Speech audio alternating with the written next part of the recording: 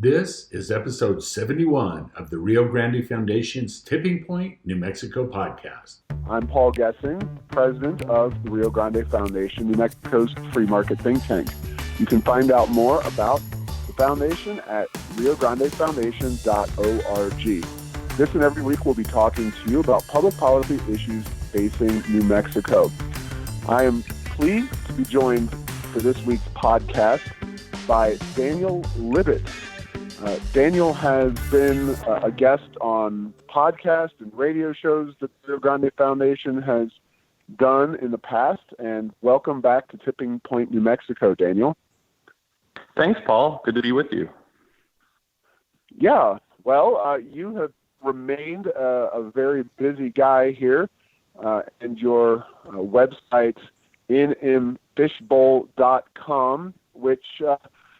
as I would describe it from the outside, you're a watchdog of government, but in your case, government at a smaller scale in the sense that you're micro-targeting the New Mexico Lobo athletic program.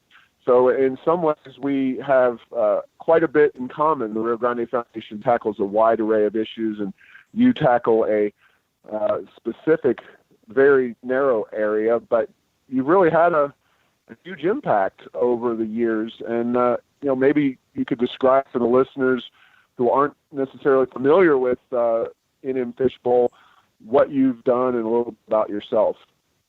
Yeah, absolutely. Well, to your point, I'm a very small or tiny watchdog. I'm a watch lap poodle in a sense, in that I'm addressing a domain that's very specific and kind of esoteric, which is the University of New Mexico's athletic department as a public institution. But by looking at that, a lot of my reporting really talks about the way that government behaves, the way that public institutions behave, and more often than not, how they misbehave.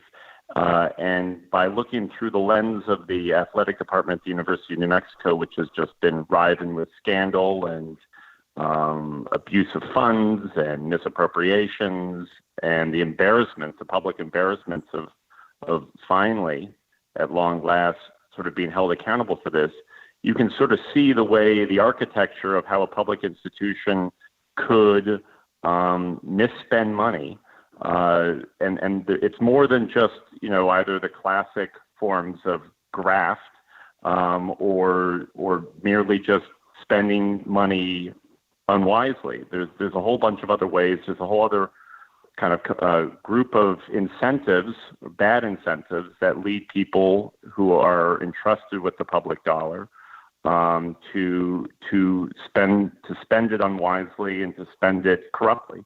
And part of the reason why I continue to blog on this very narrow subject is it continues to provide grist for the mill. So I started this a little over 2 years ago, thinking that I was just going to spend maybe a couple of months.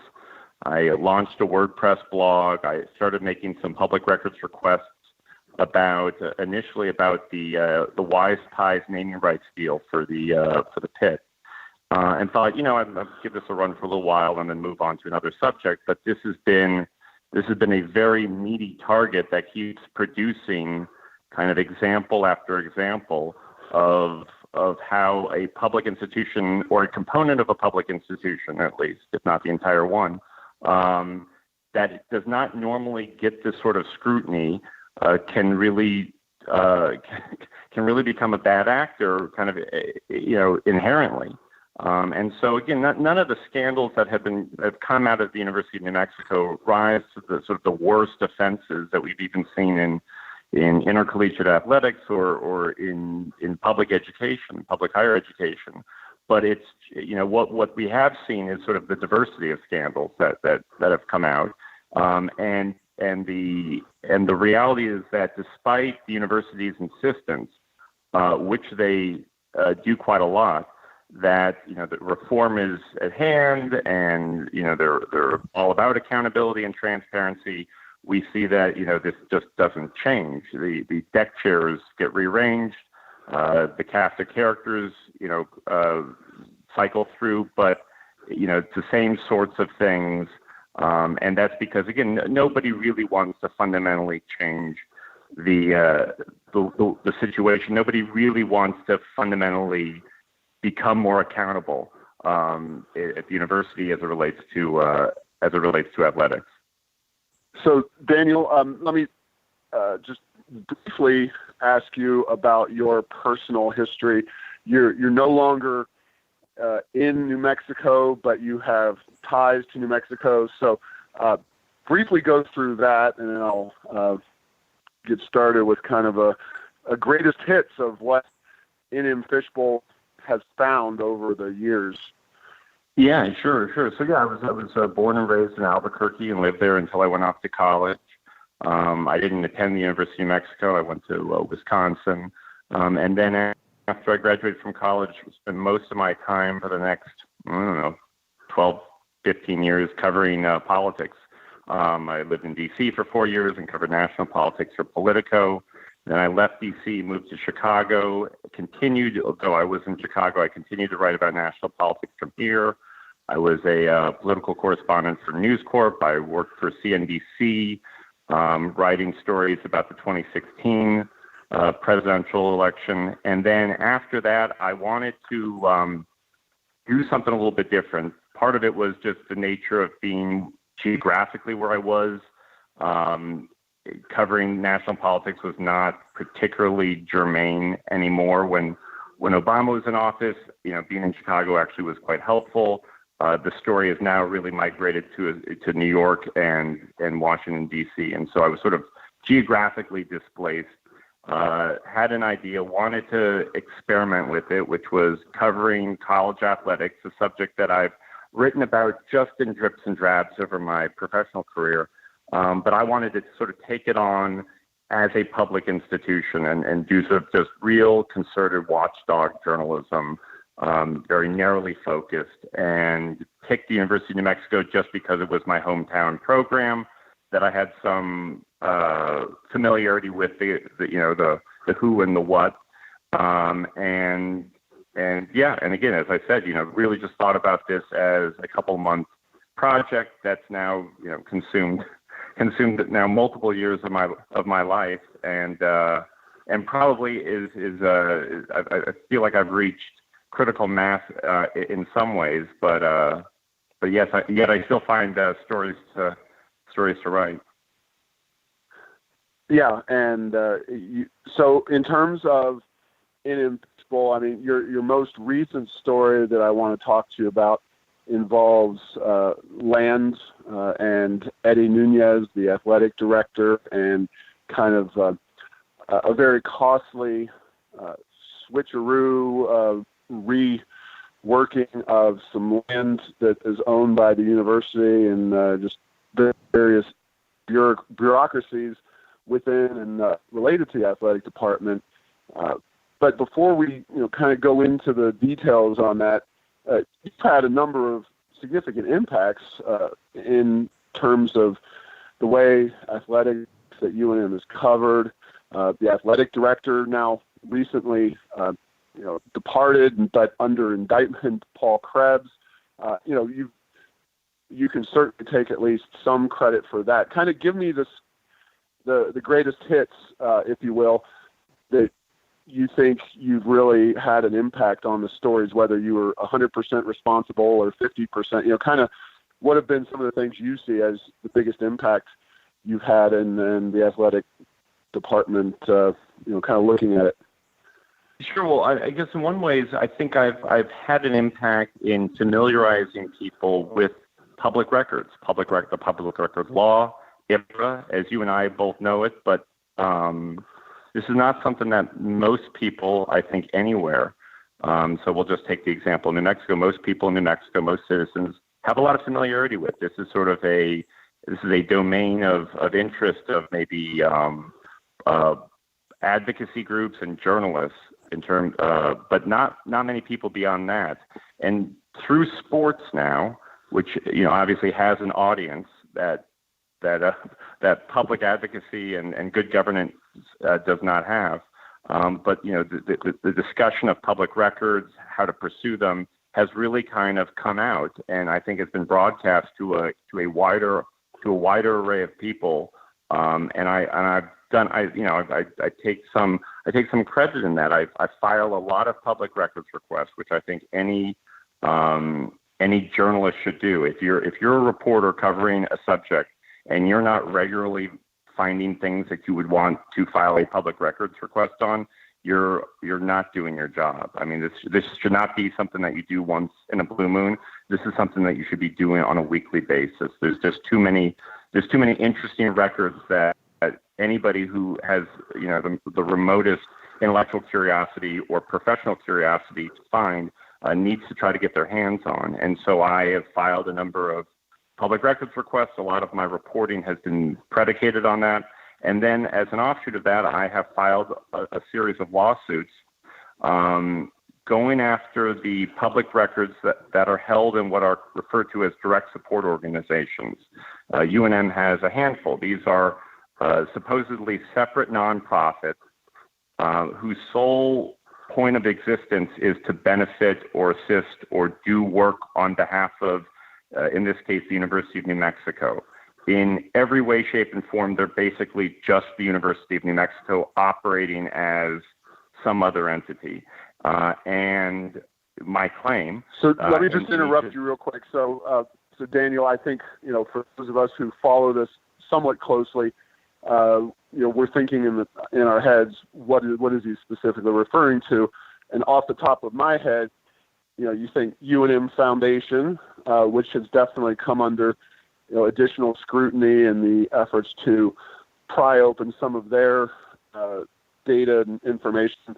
And maybe the other, or one of the other ones, is Lobo Development Corporation, which, kind of alongside the land issue that you're talking about with the athletic director, is another entity that kind of does business for the university. And are those the two biggest ones you would kind of consider? Yeah, so I haven't sued Lobo Development, although they may well be a candidate for someone to sue if ever they deny a records request. I've sued the UNM Lobo Club, which is specifically just a sports booster organization. I've sued the UNM Foundation.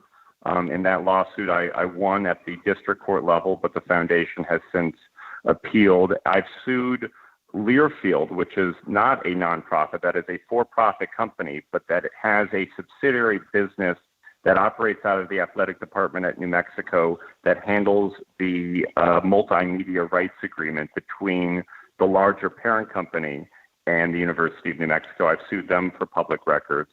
And then I've actually, in recent months, I made a direct lawsuit against the University of New Mexico for refusing to turn over documents, citing a claim that I thought was specious. So those are my four lawsuits. The big one and the most sort of matured one is the one against the foundation, which to me has really kind of come to a head in terms of the public with these developments of late as it related to Paul Krebs, the former athletic director. My lawsuit began against the foundation. It began with me stealing an idea. I'm living in Chicago. The Chicago Tribune a number of years ago sued a university foundation called the College of DuPage Foundation. The College of DuPage is a series of community colleges in Illinois, and there was a lot of questions about the money, how money was being spent there. The Chicago Tribune filed a lawsuit after the College of DuPage Foundation refused to turn over records, prevailed after a couple of years, and then once the books were opened, it was wild, some of the ways in which money was being misspent there. So I, looking at the law in New Mexico and in consultation with lawyers who know it better than I, thought this, the IPRA law actually on the books in New Mexico is quite good. It's quite favorable towards disclosure. And there would be no reason, as far as I could tell, that the UNM Foundation should not be subject to it, other than the UNM Foundation just simply declared they were not subject to it, and nobody up to that point had decided to challenge this in the courts. And so so that was the beginning of it. And while it's likely that the appeal will not be heard for quite some time, due to the nature of just the civil docket in New Mexico is quite backed up. There was we're talking now on a Friday. Yesterday, there was a bill that was proposed by a state representative to explicitly require the university foundations in the state to turn over records upon request. It's something that I think is already required based on the current law, but I certainly appreciate any way or any legislative efforts to make that clear. But the whole Paul Krebs saga has sort of demonstrated to me why I think, this is not just an academic exercise on my part.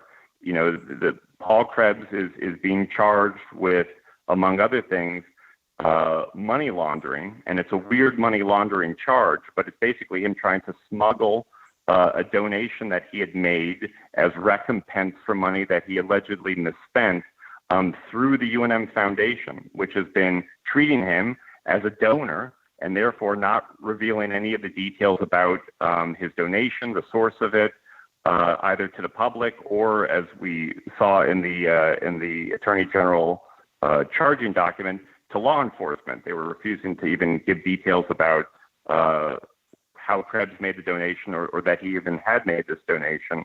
To me, this is using an entity like the UNM Foundation for, corrupt or illicit purposes. And I think you inoculate institutions like the University of New Mexico from doing this sort of thing by making sure that these entities remain just as transparent and just as open as the institution itself is, and because it's not, because the UNM Foundation has been operating under different rules, I think it's just prone to bad behavior, and this is just one example of it. No doubt about it. So let's talk about the Nunez story, because that kind of fits in with a lot of this. It's complicated because there's a lot of different players, but this is kind of the top story right now at your website, innfishbowl.com. Eddie Nunez's Lobo land grab, and as I see it and read it, it seems like there's just a desire to expand the athletic department offices in a time of very difficult budgets, and because of either egos or some other weird reasoning, they're going through a process that'll set off a series of dominoes that'll drive the costs associated with this shift to nicer offices. It'll make the whole situation much more costly for the university as a whole. So kind of walk us through the details without kind of giving everything away, because it is a little bit tricky. Sure. And I think the trickiness is important to understand. It's sort of the gist of the story is how complicated this is. And there's a reason for that. But, just to set the context, as you pointed out, University of New Mexico's athletic department has been called on to the mat for not making budget every year, for repeatedly being in deficit. And there's some quibbling over exactly what that means, but this is by the university's own claims. They're saying that their athletic department has been delinquent in payments.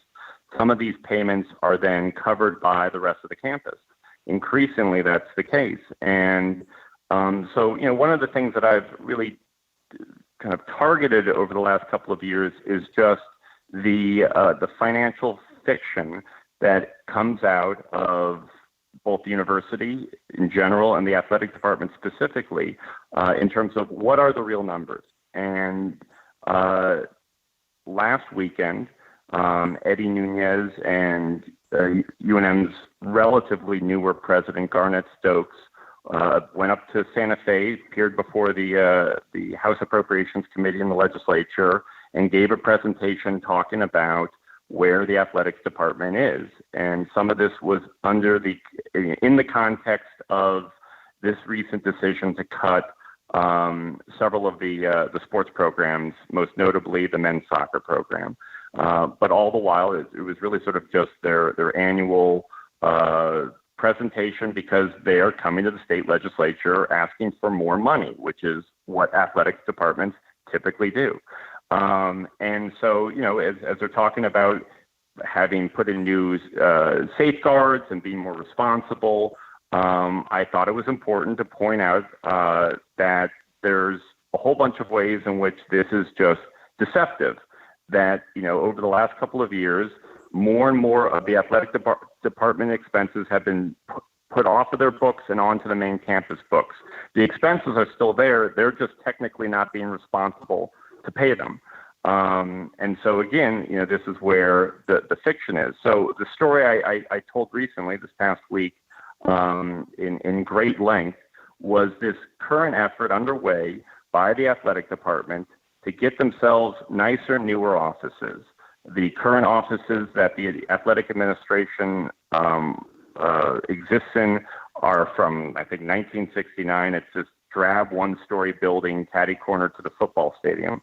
And the new athletic director, Eddie Nunez, depending on who you ask, either was promised that he would get new offices, or upon taking the job, wanted to get new offices and found some space that he thought would be an upgrade. The space is currently being occupied by the Albuquerque Institute of Math and Science, which is a charter high school that has existed on UNM's campus for a number of years. And the most significant thing about them is that they, in terms of the story, is they pay rent. They pay about $250,000 for this particular space that Eddie Nunez has coveted. They also rent other space in another building. And so the decision that UNM is apparently making, although there seems to be maybe some pause that they've tapped the brakes on this a little bit, is to sacrifice $250,000 in rental income, to relocate the charter high school to another facility that they would have to then build out and incur a cost of building out, just so that the athletic department can upgrade its digs.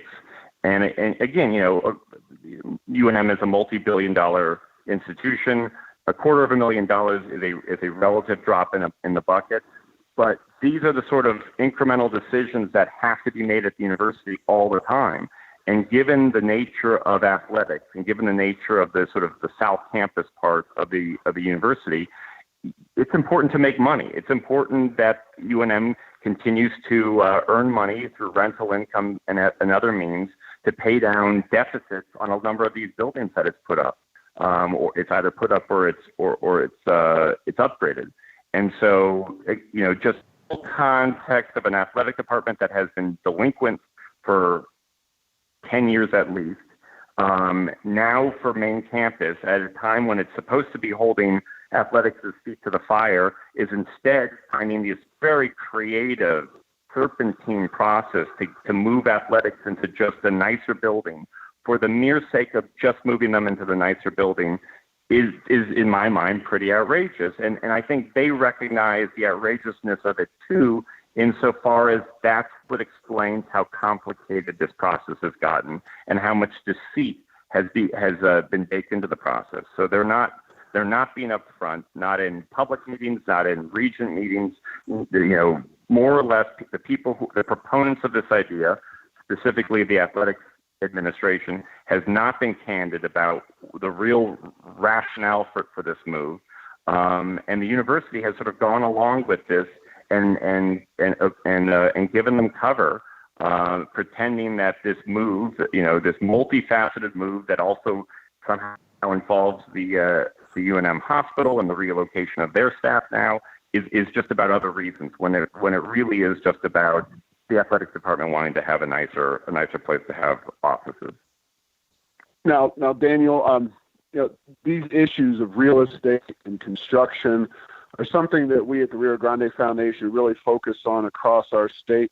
I know you probably come and visit New Mexico, and you're familiar with the rail runner, the spaceport, some of these big investments that have been made with taxpayer dollars over the years.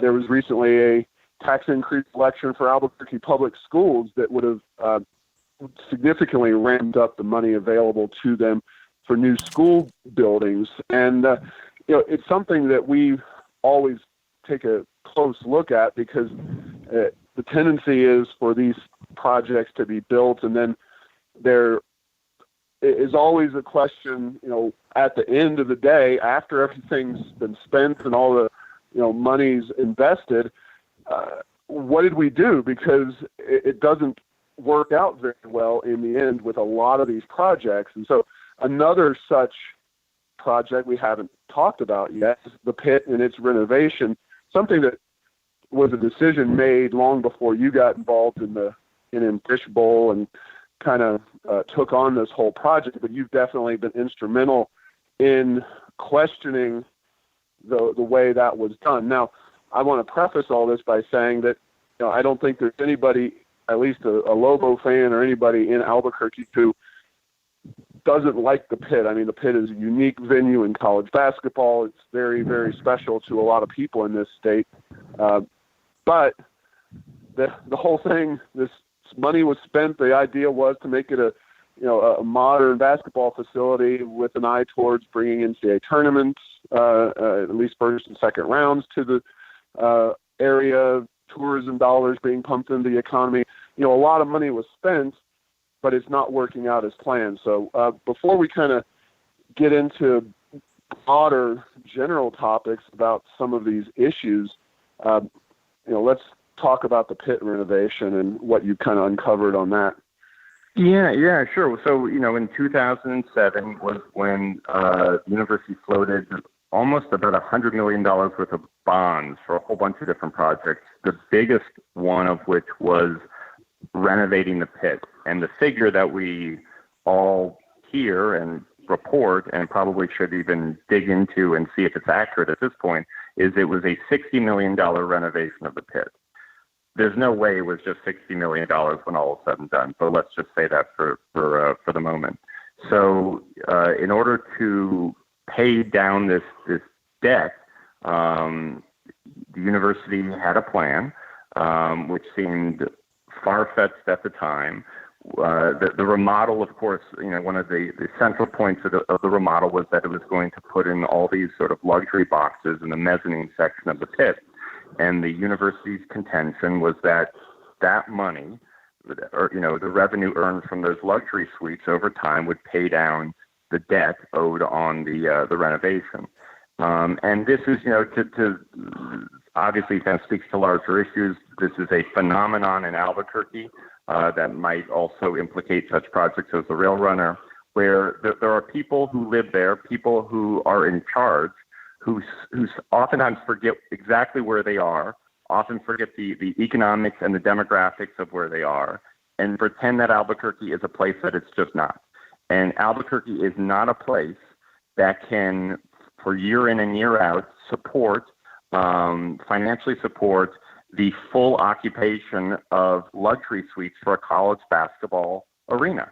And so initially, UNM, through whatever means they did, were able to at least show that they had sold out for a number of years these luxury suites. But sure enough, part of this had to do with the decline of the quality of the program. Some of this just has to do with the fact that there's just not that many corporate businesses and entities in the state that will continue to replenish those seats. But the arena, those luxury suites have been half empty at best for years, and the question of who has even paid, for the seats that they're in, for the luxury boxes that they're occupying, has come up for question when it was revealed about a year and a half ago that a number of the people who were attending the games and were renting the seats in those luxury boxes were far delinquent on their payments, years delinquent on their payments. Maybe $500,000 worth of revenue was never collected. But the original sin of all of this was the construction. Was this idea, this fantasy that this was going to be a mechanism to pay down the debt, that this was even going to be something that the community was wanting or needing. Like people were banging on drums saying, we need luxury boxes in the pit. And so now it's been this game that UNM has played of just trying to kick the can down the road. But at some point the check has come due, and it came due recently in terms of, all right, where are we at financially as it relates to these luxury suites? And yeah, the answer is, which should have been a surprise to nobody at the time that the decision was made, they're not selling, and they're not going to sell. And the kind of the cherry on top of all this was last year when the men's basketball coach Paul Weir floated a plan publicly to now convert half of those luxury suites into office space. On the topic of office space, to office space for his staff and the women's basketball staff. It was sort of a recognition, if nothing else, that this was a failed idea. And of course, the idea of spending more money to convert it into office space was risible and ultimately was shelved. But that was just a declaration of failure, that this whole plan that began in 2007 was at best a fantasy, at worst a lie. And now again, who ultimately is going to shoulder this? Well, the payments, the debt payments on the pit have now been pushed on to the books of Main Campus. How is Main Campus funded? Well, it's funded through student fees and public tax dollars. So, it stands to reason in the big pot of money that UNM is, that the public is going to pay down the debt that the public initially had to take out to pay to afford renovating the arena in the first place. So double whammy. All right. Well, unfortunately, we're coming to the end of our time here with you, Daniel. But and this is kind of the point that ultimately I think is the cherry on top of all this stuff, because whether it's New Mexico's political situation at large that we kind of, as the Rio Grande Foundation, look at, or it's your micro-targeting of the athletics department, it seems like New Mexico institutions do not perform as well as institutions in other states. I mean, you can go into rankings of poverty and income levels and, down the line. Now, you could also argue that, New Mexico, while its population and the corporate lack of dollars here definitely impacts UNM athletics, that, there have been plenty of small schools that have done better, especially in college basketball, than the Lobos, given their rabid fan base and where they've at least been in the past. I mean, to not even have a Sweet 16 under their belt as a basketball program, given that they used to lead the nation or come close in attendance, is nothing short of shocking, given some of the schools. Loyola Chicago just made a Final Four last year, let alone a Sweet 16. So, right. Kind of give us this. The wrap it all up for us. Is this something that you think is unique to New Mexico and some of the cultural aspects of our state, or is this something you just think if Daniel Libit went to Cal Berkeley or some other big time or kind of big time school, would you find exactly the same kind of thing but in bigger numbers?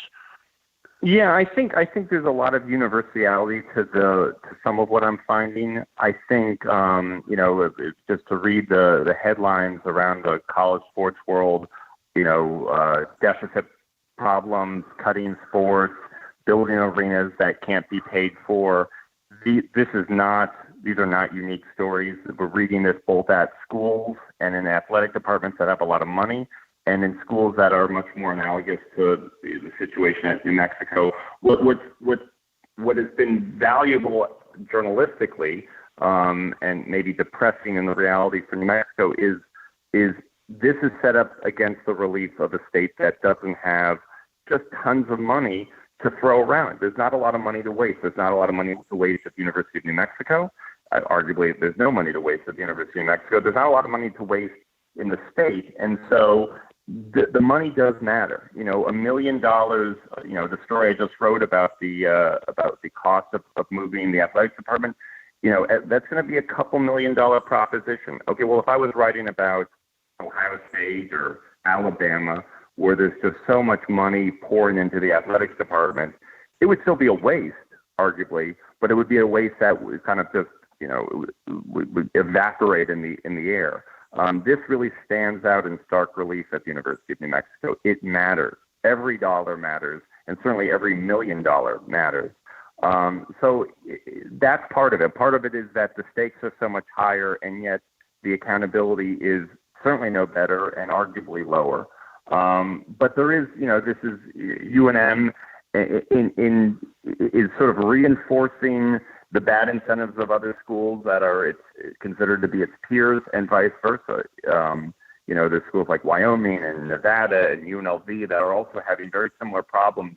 And in some ways, they're just looking at each other and saying, well, we need to compete, and so we're going to continue to make the same mistakes and the same bad financial decisions. It's like the worst form of collusion. And so, they all find each other. They all find themselves sort of stuck in a march to the dirge. And yeah. But right now, New Mexico seems to have an impressive number of scandals and an impressive number of public embarrassments related to athletics that might speak to some larger fundamentals. No doubt about it. Again, folks, you can go to nmfishbowl.com, Daniel's website, and we've really only scratched the surface of all the different stories that Daniel's done. Bob Davie, the football coach, is somebody that comes under the microscope. The way that the UNM football program counts its crowds, or lack thereof. I guess crowds might be an overstatement given some of the football numbers they've had in terms of fans. But really good stuff, and I applaud you, Daniel, for your efforts. And anything else you want to say before we wrap things up? No, it's always a delight to be on the show. I appreciate you having me again. I will continue. I think people are becoming more attuned to transparency issues and sort of where the rubber meets the road when it comes to how to make public institutions transparent. I think that only can stand to make things better in New Mexico or anywhere else when citizens become more hypervigilant, care more about government transparency. It really does matter. This is not just the province of journalists and folks like yourself. This really does matter in people's lives, even though it's hard necessarily when people have their own stuff to worry about to think about, well, I don't particularly care if this agency or this institution is not turning over records. It matters in the long run for everyone, and so I encourage people to care. Awesome. Well, thank you for being on the show, and thanks to your listener for tuning in to this week's interview. We are working hard every day to turn New Mexico around. Go to RioGrandeFoundation.org for more information or to support our work. Thanks, Daniel.